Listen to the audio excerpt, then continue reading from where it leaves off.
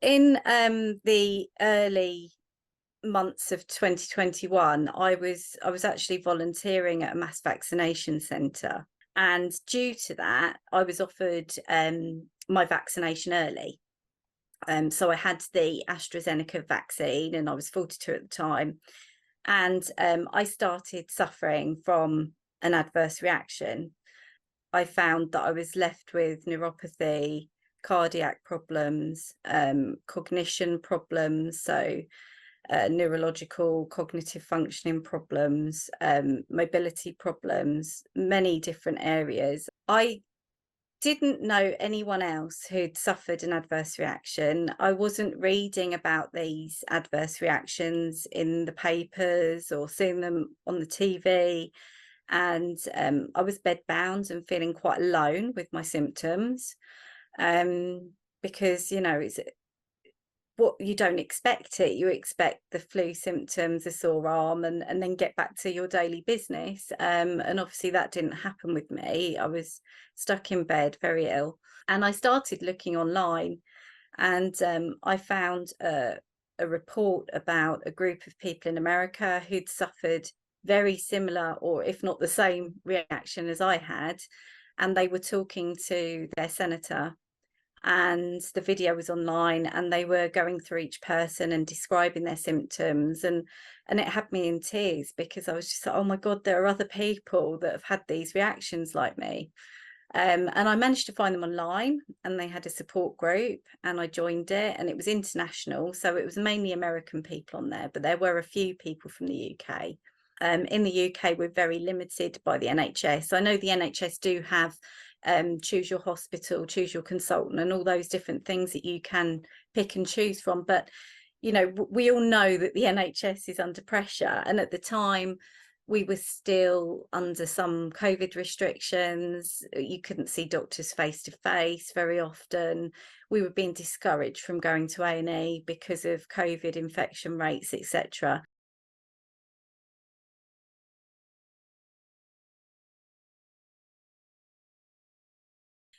I set up the UK group because of this difference. We were finding that people in the UK weren't having access to these tests and investigations in a timely manner like they were in the US.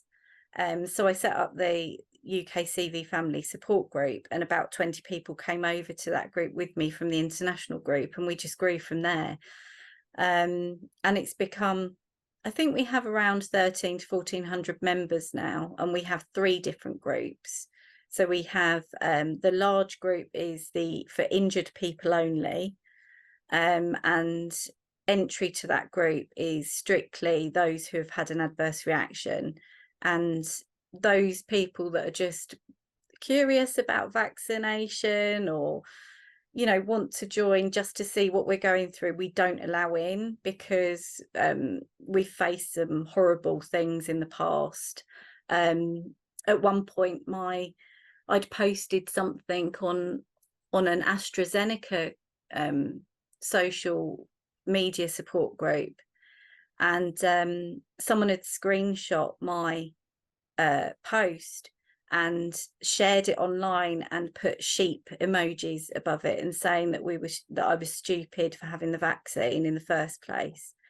Other people reacted online by saying that we were putting people off from getting the COVID vaccine by saying and posting things about our adverse reactions. So I wanted to create something that was really private, so that people could talk about their adverse reactions in a supportive space without judgment. So whether they were pro-vaccine, neutral in vaccination, against, it didn't matter. We all came into this neutral space just to give each other mutual support, and we try and keep that space very neutral in opinion on the wider issues of vaccination.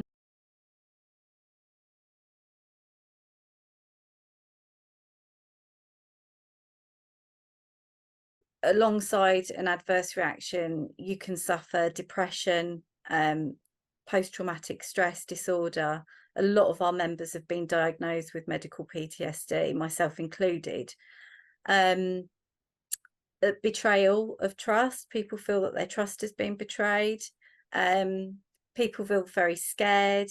They might question their mortality. So we signpost to mental health services, and we have a list of mental health services available on our site. Unfortunately, in August 2022, we lost our first team member. He was actually a team member to suicide. He'd already been suffering from ME/CFS before his vaccination, and then became markedly more disabled after his vaccination. And he felt that he couldn't go on living the life that he had afterwards. And that was a major blow. So we do prioritise, or try to prioritise, mental health signposting as much as we can. Secondly, we signpost our members to other charities that deal with their specific diagnoses. So, for example, Stroke UK, we signpost people there. Other charities like GAIN for Guillain-Barré syndrome, and charities such as these, Samaritans as well. Samaritans have been great with our members. So there's an awful lot of signposting going on. We would like to become a charity soon, and we are applying to become a charity. And obviously, with all that, we're putting into place a lot of safeguarding policies and things like that.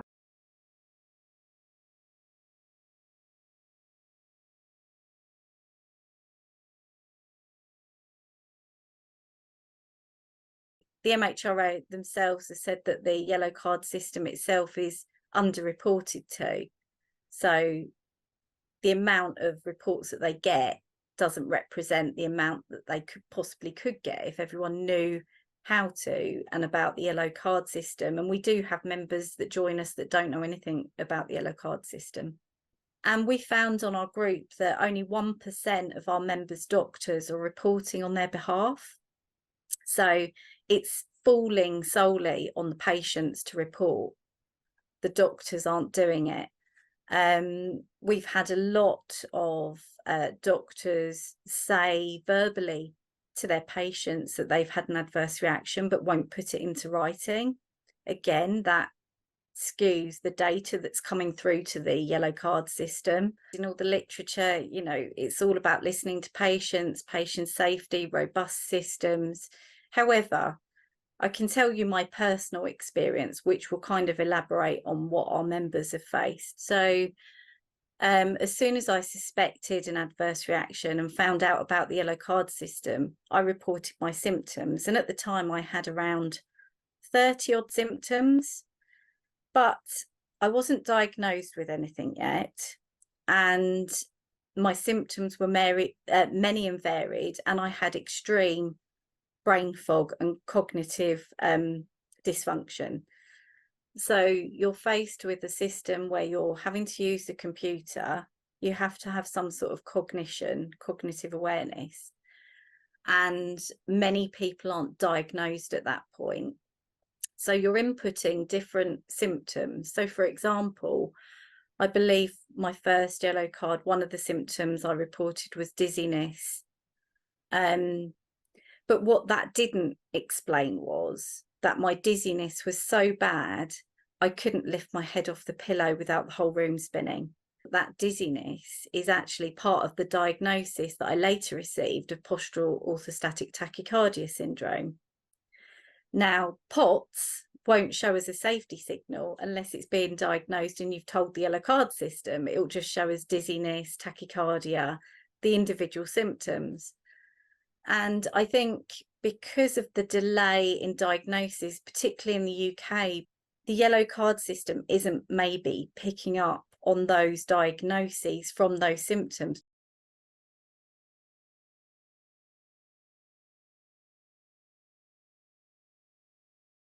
A lot of our members, myself included, have faced enormous stigma when presenting ourselves to A&E or doctors or consultants. If doctors are honest and just say, I don't know much about COVID vaccine adverse reactions, but I'm going to take all the notes that I can. I'm going to refer you to the consultants that I think you need to see based on some tests that I'll run. And we'll go from there and just work with the patient. I think it's all about communication, and not being dismissive as well. You know, whether that doctor believes or not that the patient presenting to them has had an adverse reaction or not, the patient believes they have. So you do everything in your power to reassure the patient that you're working in their best interests as part of their medical team alongside them to work out exactly what is going on with them.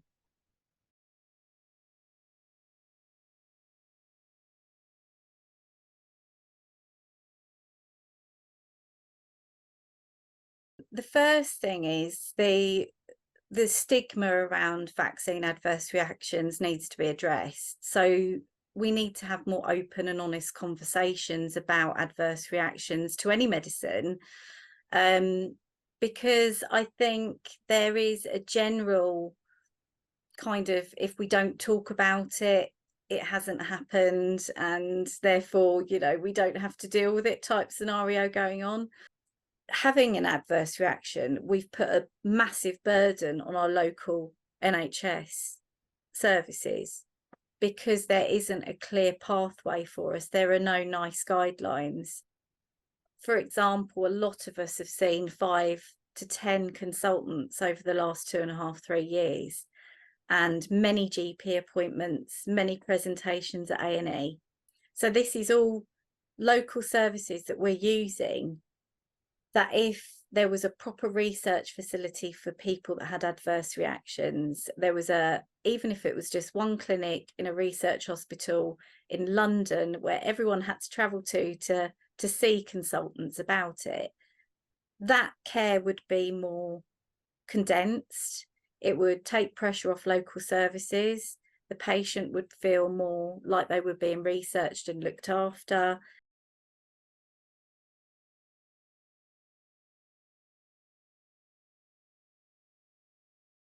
It's very difficult, isn't it? Because you know, how do you judge whether you've had an adverse reaction? A lot of our members had an adverse reaction straight away. So it was immediate, quite intense. Some were hospitalized within 24 hours. Others, it took about a week, and a week to 2 or 3 weeks where their symptoms slowly came on. But the symptoms were very obvious, very strong symptoms that would have them bedbound. I met people that have said to me, you know, since I had my COVID vaccination, I get this tingling numbness in my feet, but I haven't spoken to my doctor about it. I've just kind of carried on because they haven't got any other symptoms. They just carry on with their life.